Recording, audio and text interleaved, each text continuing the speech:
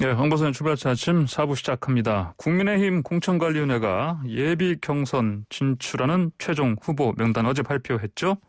자, 본격적인 경선 모드에 돌입하는 상황입니다. 부산시장 보궐선거 출마 선언한 이현주 예비 후보 전화로 연결됐습니다. 안녕하십니까? 네, 안녕하세요. 예. 저 먼저 출마 선언하시면서 네. 부산이 개혁되고 정치가 혁신되길 바란다. 이런 말씀하셨습니다. 어떤 네. 개혁, 어떤 혁신입니까? 네, 아시다시피 이번 선거가 오고돈 전 시장의 권력형 성범죄로 발생된 것이지 않습니까? 예. 네네. 그리고 이제 지금까지 보면 어쨌든 부산 시민들이 많이 느끼고 계신 게 예.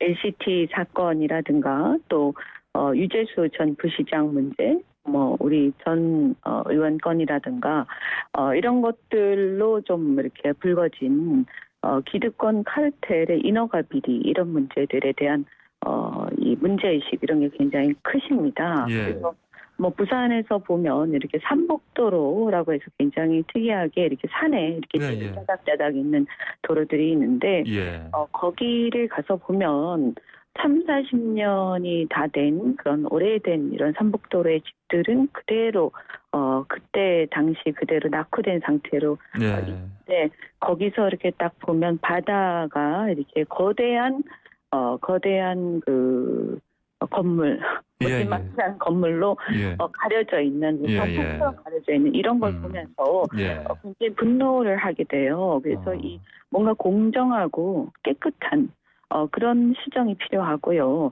그것은 정치적 빚이 기존 부산의 어떤 이해관계가 없는 제가 기억할 수 있다라고 제가 주장을 하고 있습니다. 정치적 빚이 없다.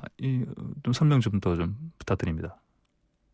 네, 제가 부산의 출신이고 부산에서 초중고를 나왔고 부산을 애정에 갖고 있고 부모님 계시지만 부산에서 정치를 하지는 않았습니다. 그런데 그것이 이제 일반적으로는 단점이라고 볼 수도 있겠지만 지금의 상황에서는 그런 것이 오히려 필요하다라고 저는 생각을 하는 거죠. 예. 자, 출마 슬로건을 보니까 태평양 도시국가의 꿈입니다.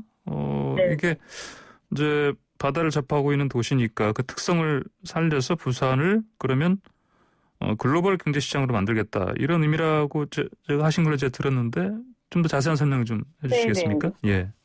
부산을 살릴 글로벌 경제 시장이 되겠다 이렇게 말씀드린 거고요. 이게 이제 제가 어린 시절에 잠시 이제 싱가포르에서 거주를 한 적이 있는데, 제 입장에서 제2의 고향인데 이 싱가포르 뛰어넘는 태평양 도시국가 될 수 있는 잠재력이 충분히 있다고 저는 보고 있고요. 다만 지금까지 부산은 계속해서 이제 중앙정부를 바라보고 이렇게 있었는데 사실은 중앙정부와 부산의 거리만 보더라도 가장 많이 떨어져 있습니다.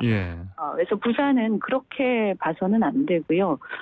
대한민국을 넘어서서 지도를 거꾸로 돌려보면 이 태평양, 동북아 태평양의 중심입니다. 그래서 저는 부산이 이런 어떤 종속 변수 의식을 탈피를 하고 이 이제 동북아 태평양의 경제 공동체를 이루면서 거기에 중심 도시로 거듭나자. 그래서 국비라든가 이런 데도 이런 것도 중요하지만 일반 지방 도시의 그 틀을 넘어서서 외자 유치를 하고 세계적인 도시의 중심 도시로 거듭나야 된다. 이런 주장을 하고 있습니다.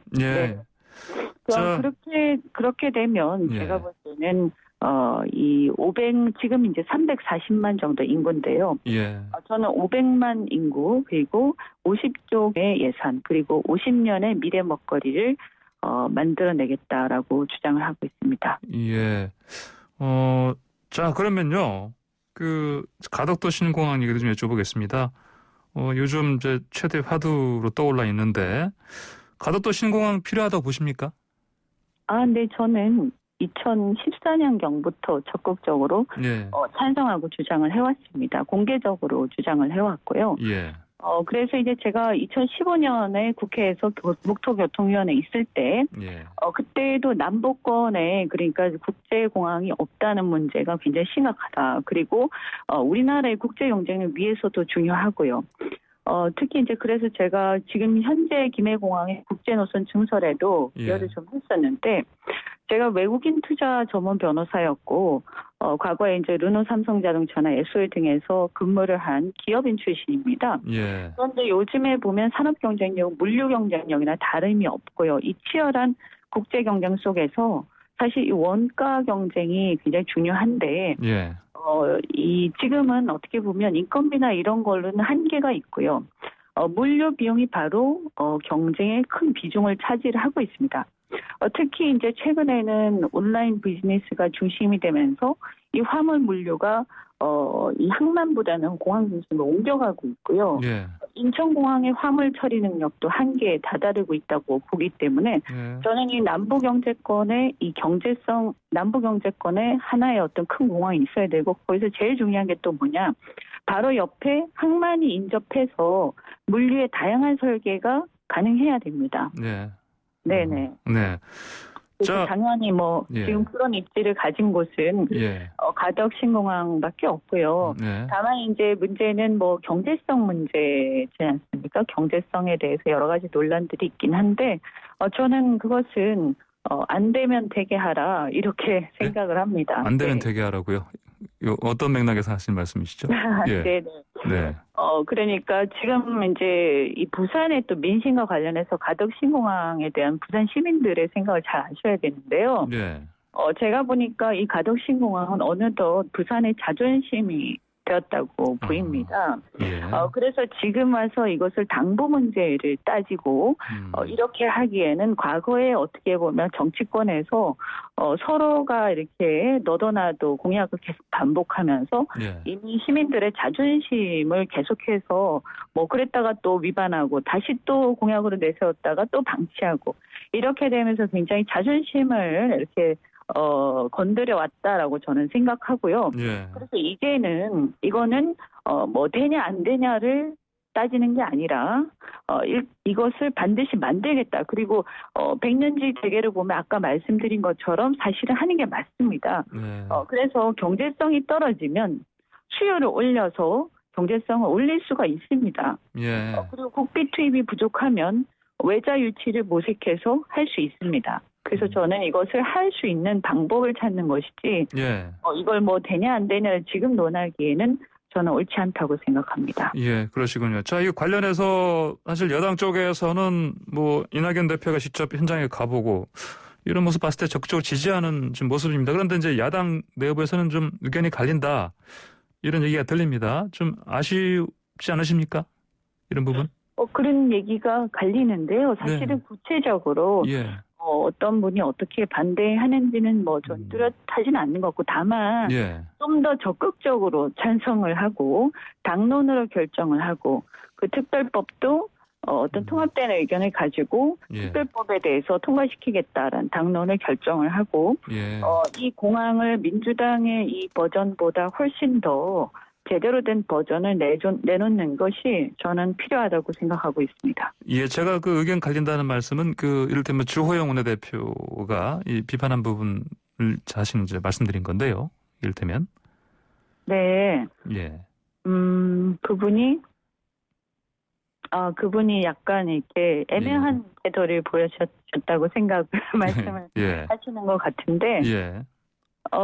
그 부분에 대해서는 저는 죄송하지만, 물론 당의 원내대표가 하시지만, 저는 제가 부산시장을 꼭 나와서가 아니라요. 이 우리나라의 어떤 큰 산업 경쟁력, 말씀드린 것처럼 인천공항 가지고는 지금 안 되거든요, 어차피.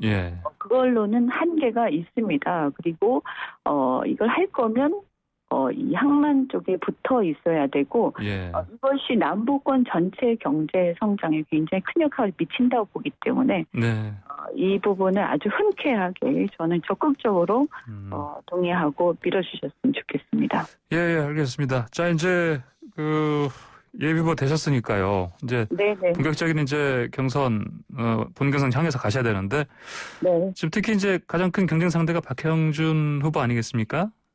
네, 그렇게 볼 수 있죠. 예. 사실 방금 말씀하신 가덕 신공항도 사실은 그분도 사실 이거 찬성하는 분이고 그래서 후보 간의 어떤 차별성을 더 높이기 위해서는 뭐 다른 부분에서 이현주 후보님의 어떤 뭐랄까요 다른 공약이라든지 이런 것들이 필요하다 생각하는데 아까 말씀하신 거 말고 또 있습니까? 네, 저는 이제 이 공항과 관련해서 예. 단순히 이제 국제공항, 가덕공항만을 주장하는 게 아니고요. 이 공항의 경제성을 높일 수 있는 예. 다른 여러 가지 이제 방안들을 제가 주장을 하고 있습니다. 예. 그래서 이제 대표적으로 말씀드릴 수 있는 게 이게 트라이포트가 아니라 전 파이브 포트를 얘기를 하고 이건 이제 앞으로 제가 이것을 발표를 좀 더 구체적으로 할 생각인데요. 예. 보통 이제 민주당 쪽에서는 육로와 철로와 그리고 항만 이렇게 철로는 육로하고 같이 이렇게 보고 그래서 항만과 공항끼리 이렇게 같이 있는 트라이포트다 이렇게 얘기를 하는데요. 예. 저는 여기에 더해서 일본하고의 한일 해저터널 그리고 민주당이 그동안 이렇게 추진을 해왔던 그 중부 내륙 고속철 이런 것들 그다음에 해운대까지 연결되는 해상 일주도로 이런 것들을 같이 연결해서 파이브 포트로 하게 되면 경제성이 굉장히 많이 올라가고 그것을 중심으로 해서 강서구 일대를 에어로폴리스라는 마이스 산업 그러니까 이렇게 이제 교통의 중심이 되면 아시아 태평양의 교통의 중심이 되면 여기에 많은 비즈니스맨들이 와서 회의를 할 수 있는 마이스 도시가 될 수 있다. 그리고 더불어서 항공과 관련된 이 지역의 여러 가지 산업들을 발전시킬 수 있기 때문에 여기 에어로폴리스라는 개발할 수 있는 그런 여건들을 제가 주장하고 있고요. 또 하나는 컬처노믹스를 제가 얘기를 하고 있습니다. 그래서 이제는 과거의 굴뚝 산업으로는 한계가 있기 때문에 이 관광도 경치만 보고 가는 관광은 이제 어렵습니다. 그래서 선진국의 특징들이 다 뭐냐 하면 관광을 문화로서 이제 돈을 버는 거거든요. 그래서 컬처 즉 문화가 곧 경제고 문화가 곧 돈이다라는 생각하에 해운대 기장 일대에 제가 이제 지금 구상하고 있는 게 컬처 디스트릭트 그래서 부산 엔터테인먼트 디스트릭트를 구상을 하고 있습니다. 예, 알겠습니다. 자, 그런데 또 그 박형준 후보에 대해서 엑스파일 말씀하셨습니다. 이게 무슨 얘기입니까? 그건 제가 갖고 있다 이게 아니고요. 예. 시중에 그런 얘기들이 파다하다라는 지적을 하면서 이런 부분들에 대해서 어쨌든 이번 선거가 도덕성이 매우 중요하고 공정하고 깨끗한 시정으로 혁신할 수 있는 그런 후보가 나와야 하는데 이 부분에 대해서 당이 이런 어떤 여러 가지 도는 얘기들에 대해서 당이 철저하게 검증을 할 필요가 있다. 이런 주장을 한 것입니다. 아, 그러시군요. 자, 홍준표 또 무소속 의원이 또 의미심장한 글을 올렸습니다. 이번 보궐선거에 야당에서는 반듯한 가정생활을 한 사람이 나가야 한다. 이런 얘기를 했는데 누구를 지칭한 이거 얘기입니까 이게? 어떻게 예상하십니까? 어떻게 보십니까? 제가 그분 얘기를 들은 게 아니라서요. 그래요? 그분이 SNS에 글을 올리셨는데요. 제가 볼 때는 반듯한 가정생활 그건 당연하겠죠. 왜냐하면 이번이 성추행 보궐선거니까요. 그거는 기본이고요. 그 외에도 아까 제가 말씀드린 것처럼 기존에 부산에서 정치를 이제 오래 하시다 보면 또는 예전에 많이 하시거나 또 이렇게 청와대에서 굉장히 실세로 계시다 보면 그것이 본인이 의도했든 아니든 결과적으로 이렇게 여러 가지 이해관계에 엮이기가 쉽습니다. 저는 이번에는 부산에 큰 변화를 갖고 오고 그 변화의 큰 획을 그어야 한다고 생각을 하고요. 그러지 않으면 부산은 정말 죽어갈 수밖에 없고 서민들은 너무너무 힘듭니다. 그래서 기존에 어떻게 보면 거대 건설회사 또 이런 것을 통해서 이렇게 지지를 받고 또 지원을 받고 그걸로 정치 자금 받고 이렇게 해왔던 그 오랜 관행을 이제는 깨야 되고요. 공적 관계와 사적 관계의 단절, 공적 의지의 강력한 어떤 그 표출로서 정말 시민을 위한 행정을 해나가야 되는데 이런 것을 위해서는 제가 볼 때는 어쨌든 과거의 어떤 정치적 이해관계 또는 여러 가지 인맥 또 네트워크 이런 것들로부터 어떻게 보면 좀 독립돼 있는 그래서 공명정대하게 인허가라든가 여러 가지 시정을 네, 하는 것이 굉장히 중요하다고 생각합니다. 거기에 저는 부산이 어떻게 경제를 발전시키고 서민들을 행복하게 할 수 있는가가 달려 있다고 생각합니다. 예, 마지막 짧게 하나 여쭤보겠습니다. 서울 쪽이요. 그 안철수 그 국민의힘 당 대표와 단일화 방향 어떻게 해야 된다고 보십니까? 뭐 그분이 사실은 우리 당을 하셨으면 더 좋았을 것이다라고 보는데요. 지금 상황에서는 우리 당 후보가 선출되고 나서 단일화할 수밖에 없지 않냐 이렇게 보입니다. 어쨌든 단일화를 꼭 해야 되는데 다만 제가 볼 때 지금까지 보면 저도 마찬가지지만 계속 단일화를 해오다가 결국 마지막에 가서 안 돼서 낭패를 본다든가 아니면 단일화를 했지만 단일화에 너무 집중하다 보니까 콘텐츠가 없는 선거가 된다든지 이런 경우 많았던 것 같고요. 그래서 단일화에 대해서 우리 고삐를 놓치지 말되 중요한 것은 사람들한테 국민들한테 희망을 줄 수 있는 아젠다를 계속 발굴해서 던져야 한다고 생각합니다. 예, 알겠습니다. 자, 오늘 말씀 여기까지 듣겠습니다. 감사합니다. 네, 고맙습니다. 네, 지금까지 이현주 부산시장 예비후보